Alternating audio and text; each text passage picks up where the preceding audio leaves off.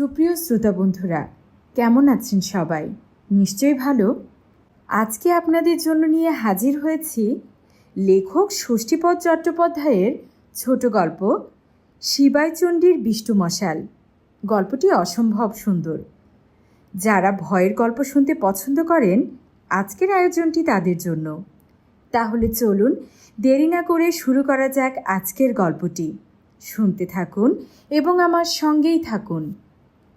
শিবাইচণ্ডীর বিষ্ণু মশাল কখনো ভূতে বিশ্বাস করতেন না। তার মতো জেদি সাহসী পুরুষ সেকালে খুব কমই ছিল। একদিন সন্ধ্যাবেলা বিষ্ণু মশাল ভিনগা থেকে ফিরছেন। হঠাৎ মনে হলো কে যেন তার পেছন পেছন আসছে। বিষ্ণু মশাল থমকে দাঁড়ালেন। পিছু ফিরে দেখলেন কেউ তো নেই। তাই একটু থেমে আবার চলা শুরু করলেন। চলা শুরু করা মাত্রই আবার সেই পায়ের শব্দ। আগেই বলেছি, বিষ্ণু মশাল ভূতে বিশ্বাস করেন না, তাই ব্যাপারটা তার কাছে ভারী অদ্ভুত লাগলো। এমন সময় হঠাৎ কাঁধের ওপর কার যেন একটা দীর্ঘশ্বাস অনুভব করলেন তিনি। বিষ্ণু মশাল চমকে উঠলেন। পুরোপুরি না ভয় পেলেও বুকটা কেঁপে উঠল তার। কেমন যেন ভয় ভয় করল। মন বলল, তবে কি সত্যিই ভূত আছে? যাই হোক, বিষ্ণু মশাল বাড়ি ফিরে গুম হয়ে রইলেন। মুখ হাত ধুয়ে খেয়ে শুয়ে পড়লেন। বাড়িতে শুধু কর্তা আর গিন্নি, ছেলেপুলে নেই, তাই দুজনেরই সংসার। গিন্নি বললেন, কি হলো কি তোমার? হঠাৎ এত চুপচাপ যে? বিষ্ণু মশাল সাড়া দিলেন না। যে কাজে গিয়েছিলে সে কাজ হয়নি বুঝি? না, ঠিক তা নয়। তবে কি? বিষ্ণু মশাল তখন সব কথাই খুলে বললেন গিন্নিকে। গিন্নি সব শুনে ভয়ে চোখ দুটো কপালে উঠিয়ে বললেন, বলো কি গো, তুমি তো তাহলে ভূতের পাল্লায় পড়েছিলে? বিষ্ণু মশাল একটু আতঙ্কিত না হয়ে বললেন, থামো তো, যত সব। ভূত আবার কি? ভূত বলে কিছু আছে? মানুষ মরে গেলে দেহটা পুঁতে অথবা পুড়িয়ে দেওয়া হয়, তারপরে আর কিছুই থাকে না। সে কি গো, মানুষ তো মরেই ভূত হয়। তা যদি হতো তাহলে পৃথিবীতে মানুষ বাস করতে পারতো না। যত মানুষ এ যাবৎ মরেছে সবাই ভূত হয়ে মানুষকে তাড়াতো। আহা, সব মানুষ ভূত হবে কেন? যারা অপঘাতে মরে তারাই ভূত হয়। তারও কি সংখ্যা কম? জলে ডুবে, গলায় দড়ি দিয়ে, আগুনে পুড়ে, পথ দুর্ঘটনায় কম লোক মরেছে? গিন্নি বললেন, অত শত জানি না বাপু, আমার কিন্তু ওসবে বড় ভয়। আর কথা বাড়িও না তো, রাত হয়েছে অনেক, ঘুমাও গিন্নি। কর্তা এবং গিন্নি দুজনেই ঘুমিয়ে পড়লেন। পরদিন সকালে বিষ্ণু মশাল গ্রামের চণ্ডী মণ্ডপে বসে তামাক খেতে খেতে তার বন্ধুবান্ধবদের বললেন কথাটা। সবাই শুনে বললেন, তাতে নারা সব আসেন বই কি, না হলে মনের মধ্যে ভয়ভাবটা আসবে কেন? দেবতা অপদেবতা সবই আছেন, তুমি বিশ্বাস করো না সে কথা আলাদা। এই যে এত লোককে ভূতে ধরছে, এ সবই কি মিথ্যে? বিষ্ণু মশাল কোনো কথা না বলে সোজা চলে এলেন পঞ্চা পণ্ডিতের কাছে। তারপর পাজিপুথি দেখে জেনে নিলেন অমাবস্যাটা কবে, এবং মনে মনে ঠিক করলেন ওই দিন ভরা অমাবস্যায় ভিনগাঁয়ে যাচ্ছি বলে বাড়ি থেকে বেরিয়ে ভোজঙ্গার ডাঙালে বসে সারাটি রাত কাটাবেন। ভোজঙ্গার ডাঙাল হচ্ছে এই অঞ্চলের শ্মশান। একটি খালের ধারে ডাঙালে যেখানে শবদাহ করা হয়, সেই জায়গাটা ভূতের উপদ্রবের জন্য এমনই কুখ্যাত যে সন্ধ্যার পর চোর ডাকাতরাও সেখানে যেতে ভয় পায়। বিষ্ণু মশাল ঠিক করলেন এই শ্মশানে বসেই তিনি ভূত দেখবেন, অবশ্য ভূত যদি সত্যিই থাকে। সেই সঙ্গে গত সন্ধ্যার সে পায়ের শব্দ বা দীর্ঘশ্বাস পড়াটা যে মনের ভুল, সেটাও তিনি প্রমাণ করবেন।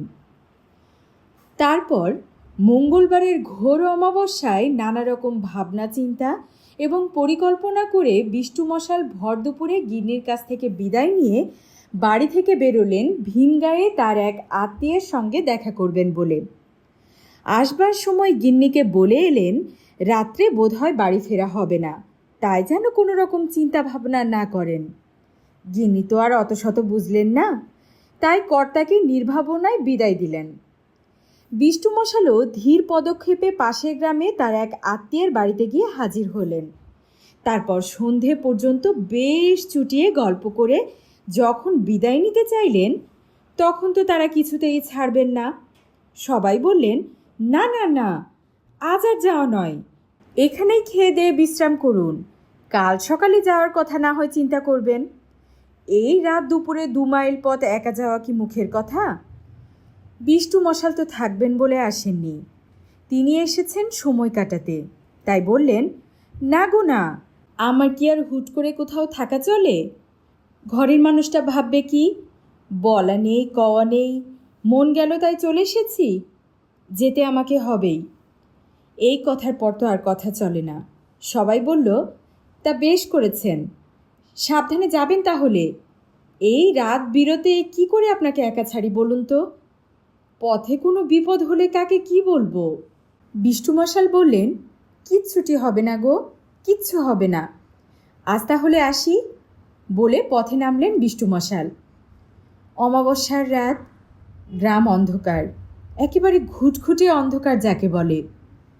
কোনো কিছুতেই দিশা চলে না, 1 হাত দূরে কি আছে দেখা যায় না তাও। সেই অন্ধকারে টর্চের আলোয় পথ দেখে বিষ্টু মশাল চললেন গ্রামের দিকে। কিছু পথ এসেই তিনি হাজির হলেন ভুজঙ্গার ডাঙালে।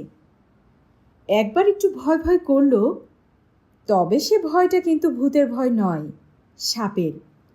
বিষ্টু মশাল সাপকে বড় ভয় করেন, তবুও তার জেদ ভূতের দেখা তাকে পেতেই হবে। সারা রাত বসে থেকেও তিনি দেখবেন ভূত কি এবং সত্যিই ভূত বলে কিছু আছে কি না। বিষ্টু মশাল শ্মশান যাত্রীদের বসবার জায়গায় এসে বসলেন, বসে একটা বিড়ি ধরালেন। চারিদিকে বনবাদার, নিশাচর পশু পক্ষীদের ডানা ঝাপটানির শব্দ আর কর্কশ ডাক ছাড়া কিছুই নেই। বেশ কিছুক্ষণ বসে থাকার পর হঠাৎ এক সময় শুনতে পেলেন, হ্যাঁ করে একটা দীর্ঘশ্বাস এবং করুণ একটা আক্ষেপোক্তি। তারপর আর কিছুই নেই। বিষ্টু মশাল তবুও বসে রইলেন। কেমন যেন ঘুম ঘুম আসতে লাগলো তার। এমন সময় হঠাৎ মনে হলো কেউ যেন কোদাল দিয়ে কুপিয়ে একটা শখ হচ্ছে, কিন্তু কাউকে দেখতে পেলেন না তিনি। হঠাৎ একটা মেটে কলসি শয়ের পাশ দিয়ে গড়গড় করে গড়িয়ে পড়ল জলে। বিষ্টু মশাল সেই দিকে তাকিয়ে দেখলেন একবার, তারপর বললেন, কে বাবা তুমি? এসব করছো যে? পারলে একটা শরীর নিয়ে দেখা দাও। আমি যে অবিশ্বাসী মানুষ, লোককে গিয়ে যেন বলতে পারি সচক্ষে ভূত দেখেছি। বিষ্টু মশালের সে কথারও উত্তর দিল না লোকটি। খানিক বাদে কাট কাটার মতো একটা ঠক ঠক শব্দ বিষ্টু মশালের কানে এলো। বিষ্টু মশাল শব্দটা যেদিক থেকে আসছে সেই দিকে তাকিয়ে রইলেন। এমন সময় দেখলেন একজন লোক ভারী একটা কাঠের বোঝা মাথা থেকে নামিয়ে ধপাস করে একটা শয়ের ওপরে ফেলল। তারপর একের পর এক কাঠ রেখে সাজাতে লাগলো একটা চিতা। বিষ্টু মশাল হেঁকে বললেন, কে গো, কে তুমি? লোকটি নিরুত্তর। সে বিষ্টু মশালের দিকে একবার তাকিয়ে খালে নেমে সেই মেটে কলসিটাকে জলপূর্ণ করে তুলে নিয়ে এলো।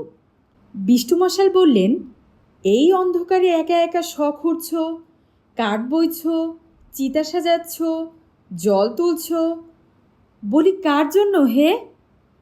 এইবার উত্তর দিল লোকটি, বলল, সে যার হোক, একজনের জন্য, কিন্তু আপনি এখানে এত রাত দুপুরে একা বসে কি করছেন? ভূতের ভয় নেই? তোমার আছে? আমি তো ভূত দেখব বলেই এখানে বসে আছি। আর ভূত দেখে কাজ নেই, যান ঘরে যান, ঘরে গিয়ে ঘুমান গে যান, রাত হয়েছে। বিষ্টু মশাল বললেন, তা ভূত যখন দেখলুম না তখন ঘরে যাব নিশ্চয়ই, কিন্তু শ্মশানে তো মরা নেই, কাঠ সাজাচ্ছ কার জন্য? লোকটি হেসে কিছু না বলে অন্ধকারে মিলিয়ে গেল। বিষ্টু মশালে শিদারা বেয়ে কেমন যেন হিমস্রোত নেমে এলো এক প্রচণ্ড ভয় তাকে যেন পেয়ে বসলো হঠাৎ। খুব শীত করতে লাগলো তার। সারা গায়ে অসহ্য যন্ত্রণা। সে কি কষ্ট! বিষ্টুমশাই আর থাকতে পারলেন না। কোনো রকমে টলতে টলতে বাড়ি চলে এলেন। এত রাতে বিষ্টুমশাইকে ফিরে আসতে দেখে গিন্নি তো অবাক। বললেন, ব্যাপার কি? তুমি ফিরে এলে যে? তোমার তো থাকবার কথা ছিল। হ্যাঁ, হঠাৎ শরীরটা খুব খারাপ করলো কি না, তাই চলে এলাম। মনে হয় জ্বর আসবে। গিন্নি গায়ে হাত দিয়ে বললেন, জ্বর আসবে কি গো? জ্বরে যে গা পুড়ে যাচ্ছে। ডাক্তার ডাকবো নাকি? হরি ডাক্তারকে? কাল যা হয় করো, আজ রাতে কিছু নয়। এত ভয় পাচ্ছ কেন? কথায় আছে যেমন তেমন জ্বর, 2 দিন উপোস কর। 2-1 দিন উপবাসে থাকলে জ্বর এমনিতেই ছেড়ে যাবে। জ্বর ছেড়ে যাওয়া তো দূরের কথা, আরও বাড়তে লাগলো। জ্বর এত বেশি হলো যে জ্বরের সঙ্গে শুরু হলো কাঁপুনি। সকালে খবর পেয়ে হরি ডাক্তার এসে ম্যালেরিয়ার ওষুধ দিলেন, কিন্তু জ্বর কমল না। দুপুরের পর থেকে শুরু হলো ভুল বকা। গিন্নি তো কান্নাকাটি করে লোকজন জড়ো করলেন। সবাই বলল, ওঝাবদ্যি করো, এই জ্বর ডাক্তারি ওষুধে সারবে না। কিন্তু দুঃখের কথা এই যে এই গ্রামের ধারে কাছেও তখন কোনো ওঝা বদ্যি ছিল না। তবে যেখানে যিনি আছেন তার কাছেই খবর পাঠানো হলো। অবশেষে সারাদিনের পর অনেক রাতে একজন ওঝা এসে উপস্থিত হলেন। এটা কি বিষ্টুমশাইয়ের বাড়ি? শুনলাম তেনাকে নাকি ভূতে ধরেছে। বিষ্টুমশাইয়ের বাড়িতে তখন অনেক লোকজন। বললেন, আপনি কোথা থেকে আসছেন? কাল উনি যেখানে গিয়েছিলেন আমি সেখান থেকেই আসছি। শুনলাম আপনারা ওঝার খোঁজ করছেন, তা আমি কি ওনাকে একটু দেখতে পারি? নিশ্চয়ই পারেন, আসুন আসুন, ভেতরে আসুন। জ্বরের ঘোরে উনি ভুল বকছেন আর এমন এমন সব কথা বলছেন যাতে বোঝাই যাচ্ছে ওকে ভূতে ধরেছে। যিনি এলেন তিনি নীরবে ঘরের মধ্যে ঢুকে বিষ্টুমশাইয়ের সামনে গিয়ে দাঁড়ালেন। তারপর সবাইকে ঘরের বাইরে যেতে বলে রোগীর আপদামস্তক একবার দেখে মৃদুস্বরে ডাক দিলেন, বিষ্টুবাবু। বিষ্টুমশাই ঘোরের মধ্যে ছিলেন। এবার অল্প করে তাকালেন তার দিকে। তাকিয়ে শিউরে উঠলেন। ভয়ে তার চোখ মুখের চেহারাই অন্যরকম হয়ে গেল। আতঙ্কিত হয়ে বললেন, কে? কে তুমি? আমাকে চিনতে পারছো না? তুমি? তুমি তো সেই। তুমি এখানে কেন? তুমি যে আমাকে দেখতে চেয়েছিলে, তাই তো তোমার কাছে এসেছি। তুমি চলে যাও এখান থেকে। তাই কি হয়? আমি যে তোমাকে নিতে এসেছি। কাল অত করে তোমার জন্য শখ উড়লাম, কাঠ কেটে চিতা সাজালাম, কলসিতে জল ভরে রাখলাম, সে তো তোমারই জন্য। এখন থেকে আমরা 2 বন্ধুতে একসঙ্গে ঘুরে বেড়াবো। কেউ আর কাউকে অবিশ্বাস করব না। না না না, তুমি চলে যাও, আমি তোমাকে সহ্য করতে পারছি না। কিন্তু কাল যখন সামনে এসে দাঁড়ায় তখন কি সে সহজে যায়? বিষ্টুমশাই দেখলেন গতরাতে শ্মশানে দেখা সেই ছেলেটি কেমন যেন ঘোলাটে চোখে তার দিকে তাকিয়ে আছে। লোকটির মুখ কি ভয়ানক! হঠাৎ দেখলেন তার চেহারাটা কেমন যেন পরিবর্তন হচ্ছে। গায়ের মাংসগুলো গলে গলে খসে পড়ছে। দেখতে দেখতে লোকটির চেহারা একটা কঙ্কালে পরিণত হলো, আর সেই কঙ্কালের চোখ দুটো দিয়ে যেন আগুন ঠিকরে পড়তে লাগলো। সেই সঙ্গে কি ভয়ানক ফ্যাঁসফেঁসে গলার হাসি! বিষ্টুমশাই ভয়ে 2 চোখ বুজে আর্তনাদ করে উঠলেন। বাইরে যারা অপেক্ষা করছিলেন তারা সবাই দরজা ঠেলে ভেতরে ঢুকলেন। কিন্তু এ কি, ঘরের ভেতরে কেউ তো নেই। কোথায় গেলেন তিনি, সেই ভিনগায়ের আগন্তুক? তবে বিষ্টুমশাই আছেন। প্রাণহীন দেহ নিয়ে নিথর শুয়ে আছেন অন্তিম শয়ানে। ভোজঙ্গার ডাঙালে সেই রাতেই সৎকার হলো তার। অবশ্য তার চিতা তো একদিন আগেই সাজানো ছিল, কলসি ভর্তি জলটাও রাখা ছিল পাশে। আজকের গল্প এ পর্যন্তই। কেমন লাগলো গল্পটি আপনাদের? আমার বলা গল্প যদি আপনাদের পছন্দ হয়ে থাকে তাহলে লাইক এবং সাবস্ক্রাইব করতে ভুলবেন না যেন। বই পড়ার মতো এই সুন্দর বিনোদনকে এগিয়ে নিয়ে যেতে আপনাদের সাহায্য আমার একান্ত কাম্য। ভালো থাকুন সবাই, সুস্থ থাকুন, নিজের যত্ন নেবেন, নিজের আপনজনদেরকে যত্নে রাখবেন। আগামী পর্বে আপনাদের জন্য নতুন কোনো গল্প নিয়ে হাজির হব। সে পর্যন্ত আমার সঙ্গেই থাকুন। আল্লাহ হাফেজ।